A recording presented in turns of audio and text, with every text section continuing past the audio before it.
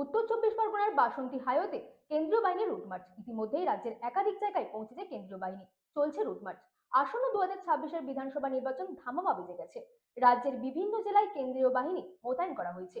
নিরাপত্তা ও শান্তি বজায় রাখতে এই পদক্ষেপ। রাজ্য পুলিশকে সাথে নিয়ে কেন্দ্রীয় বাহিনীর জওয়ানরা এলাকায় এলাকায় টহল দিচ্ছে।